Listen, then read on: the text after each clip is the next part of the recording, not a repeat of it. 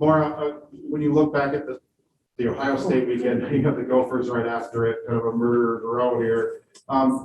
What are the big things you'd like to take out of that Ohio State series, the good and the bad, that you can learn from as you go into this final series of before the holiday break here against the Gophers?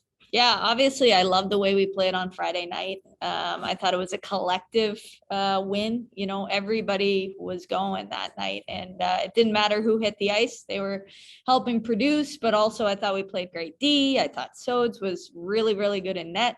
So across the board, we were ready to play, and you can see what we're capable of when everybody's going. And I thought our speed was good. We stuck to the game plan.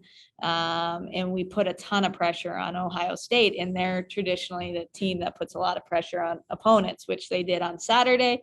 And we had a hard time handling that. So moving forward, you know, we love playing in Minneapolis. It feels a little bit like a home game with all the families and friends that are down there for us. We have a great rivalry with the Gophers. I know emotions will be high. Generally a track meet type of game, up and down a little bit more, a little different than Ohio State style. So I'm looking forward to us playing our game similar to how we did on Friday. We need everybody going. We need good goaltending. We got to produce. We got to take advantage of opportunities when they present themselves. And you know, you call it murderer's row. I see it as a great opportunity. You know, that's the beauty of the WCHA is we always have the chance, or often have the chance, to play top 5 teams. And in that way we can jump up in the standings and help our pairwise. So it's a fun opportunity. It's the same old deal where you get the top 3 and then you get the bottom 3, and you're kind of in the middle. You get to, if you can beat more of those top teams, you move up with them, and it's the top 4.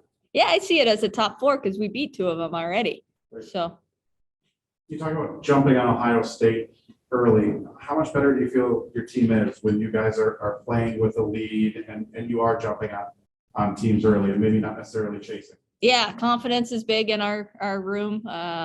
Once we have momentum, I think it's hard to take it away from us. And always getting that first goal just seems to relieve some tension for our group. But we have to be able to be consistent in that goals are going to go in. It shouldn't matter if it's first for them or first for us. But certainly when we score first, we tend to feel pretty good about ourselves. Just how different like the Friday and the Saturday games were this past week. This might be more of a broader question, but how much different do those Saturday games feel? You know, you prepare all week and you have back-to-back days, games. How much different of a feel is that every Saturday then? Yeah, it's a great question. And I think another reason why our league is so challenging and good is we play the same teams back to back, less than 24 hours apart normally. So the fatigue factor, the body's replenishing everything they need by the time we play again the next day. It just doesn't happen, whether you're a home team or away team. So that's why Friday to Saturday tends to look different. Usually a Saturday game plan is a little more simplistic because you might not be firing on all cylinders. I was talking to a player the other day. She kind of sees it as a continuation, like game 1 to game 2. It's almost like game 1 doesn't end, just kind of continues. So that momentum, the confidence that you build in game 1, I think if you come out with a really strong first period on game 2, it can be tough to overcome. And unfortunately on Saturday, we didn't have that. We were down 2-0 after the first, after, you know, such a great game on Friday. So it's a really interesting topic. And I appreciate that question. Maybe you can throw a flag out and just keep the Friday game going. That's right. That's right. Right down into the next 2 shifts. Yeah. Would have liked that. Just keep going. Yeah.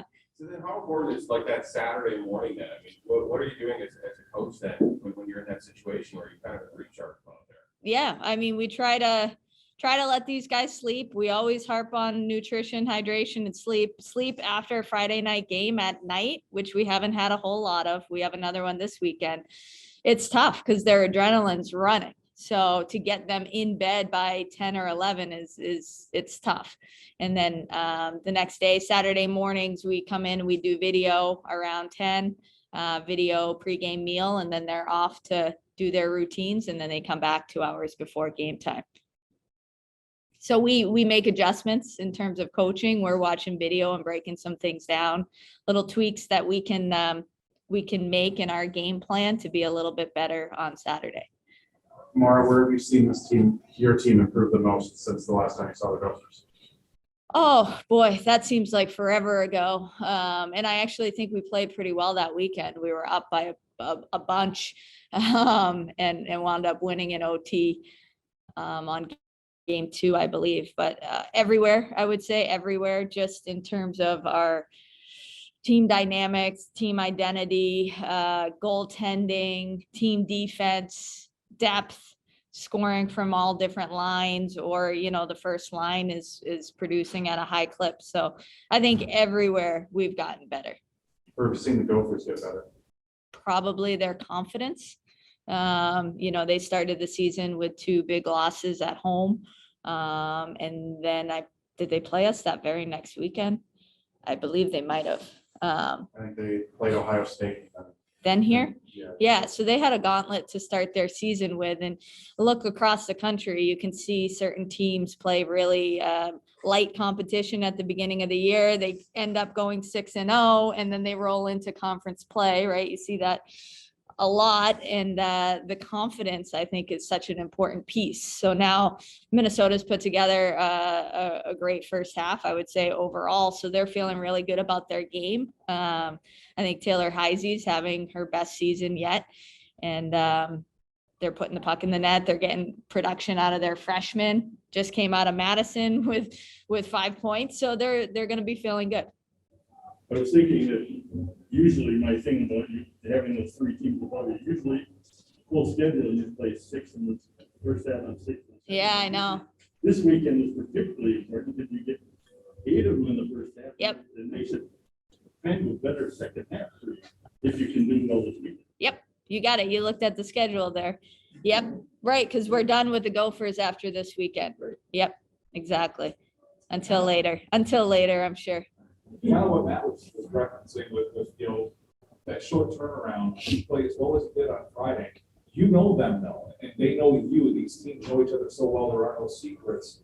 What is your focus in terms of adjusting from Friday to Saturday? When you play that well and you know they're going to come back with a better effort. Yeah, it's a balance as a coach to say, we always say expect their best because you poke the bear, right? Number 2 team, and we know they play with an edge. They're going to come back mad and angry and want to stick it to you. But you also want your group to feel confident and sort of bottle up what they did on Friday and bring that back on Saturday. So I think it's a fine line of being scared of what's coming at you and also believing in what you did last night and being able to replicate it again, albeit differently. It'll be a different game, but there's no reason why you can't beat them again. It's just got to beat them a little differently. Or you kind of touched on it. How much does your recent success against those top 5 teams kind of help, maybe especially with the younger players? And they're like, oh, it's the Gophers, the Badgers, but that's the players that Yeah. It's not to a point where the game's, it was close, but we felt it. You actually beat us. Right. Yeah, I would assume that the young players in our locker room just expect it to be a great series, expect us to win maybe 1 or 2. But understand that it's going to be a little bit different than some other series. So yeah, I think you're right. We believe that we can beat these teams because we're doing it, which is different than it was a few years back where we wanted to, felt like we could, but just weren't getting it done. Now we do it on a fairly regular basis. So our expectations and our belief in ourselves is high. I'm getting that too much. Just kind of how important has she been in this upward trajectory of the program the last 4 years? Yeah, amazing to see her get her 100th year at Amsoil with her line mates making the play sort of happen. It's just it's a great story. Kleiner came in sort of not well known as a recruit, obviously played for Edina, and that's a great program, but she was I wouldn't say like one of the top recruits coming out of her class, and her freshman year was a little bit like a typical freshman year, and then she has just absolutely taken off and is such a great representative of our program. Everything that that we look for, everything we talk about, she does on a daily basis. She's incredibly competitive. She has amazing anticipation skills, smart hockey player, attention to details, loves this team, and it's everything I could ask for as a coach. So really proud of her and hoping for more. Gabby, Coach just said Ritter feels like a second home. What is it about that place besides yourself? Frequently you guys play there. What is it about that building that makes it feel like a second home? Yeah, I don't know. I think for a lot of us that are from Minnesota, kind of grew up playing at that rink a lot of the times. We had a lot of games there and practices, and just growing up around that area, it's the closest D1 school to go to watch games. So I think just being in that rink so much when we were younger, and then going back there to play them and play in the rink that you always watched in is just super special and puts a little fire in us. And I think that's a big aspect why. Even more special when you score virtually every game. Little bit, yeah. It's gotta help. You've got an amazing record against it. Yeah, I get fired up to play against them. In the city's families is always there, so getting to play in front of people that don't normally get to watch me play is always fun. Yeah, I mean, Coach mentioned that Friday game, key with Ohio State it wasn't just your line rolling, it was all four lines, it was all the deep areas. Yeah. For you as a scorer, when everyone's rolling, does it make it easier for your line? I feel like I've seen it in box scores a little bit here, like in games sometimes, that when Rogie and everyone else is getting going early in the game, then all of a sudden you and Jiggy and Klein start popping in goals late in the game. How much does that open things up for you? Yeah, I think it just makes it a lot more fun, and the bench has a lot more confidence, and there's not so much tension or needing feeling people to score, like they have to do it or whatever. So I think when everyone's rolling, we have so much more fun on the bench, and the atmosphere and the energy that we have is just what kind of, I think, gets that all started and gets it going. So yeah, when everyone's going, and it's so much fun, and we see our full potential, and I think that's why. Does your line ever not see the top go one-on-one with the other team's top line, or not being matched up against its top deep areas or anything like that? Do things open up at all for you guys when the other lines are popping in goals as well? Or? Yeah, I think so. I think just when everyone's rolling, like I said, it's just so much more fun, and you feel so much more free. You don't feel that much pressure on your shoulders when everyone else is going. You can count on them when they go on the ice that they're going to get it done too. So I think that's a big part of it. Is that a challenge for your line, or a challenge that you guys like when you're going up against top deep areas and being matched against, top defensive forward lines, each and every shift? Yeah, I think we love it. I think we thrive off of it. And I think that's a big part of our game and our identity as a line and as individuals too. So I think it fires us up every shift when we do get those opportunities. Back to the Ohio State coach after the second game.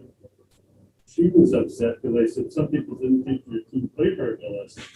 She got really mad. She said, how can they say that? Look at the shots. Well, the shots were virtually identical in the two games.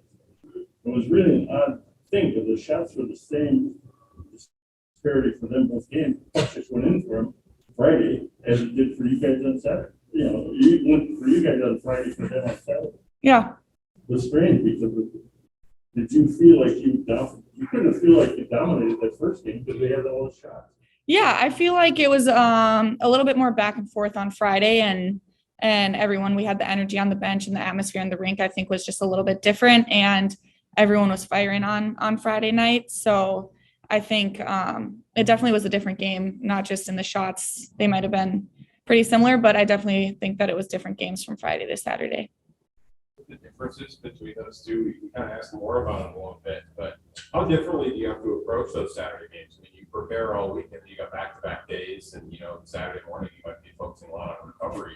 How different is that approach on Saturdays for you? Yeah, you can try. I try my hardest to approach it the same way and be as consistent as I can in my approach, and usually that helps a lot. But it's always a lot different. It's a lot different game. It's a lot tougher. It's a lot grittier. So just doing everything you can after the game on Friday, and it's harder when it's a late game because it's harder to fall asleep at night as a player. You kind of sit and you have that adrenaline going and think about the game and everything for the next game. So just trying to get home, get that rest, and then take care of your body when you can on Saturday before the game.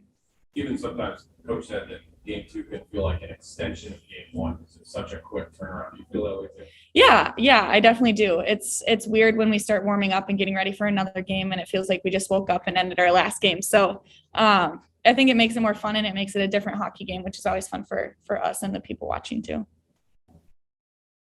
Does this series kind of feel a little bit more fun given that it's going to be the last one against the Gophers of the season?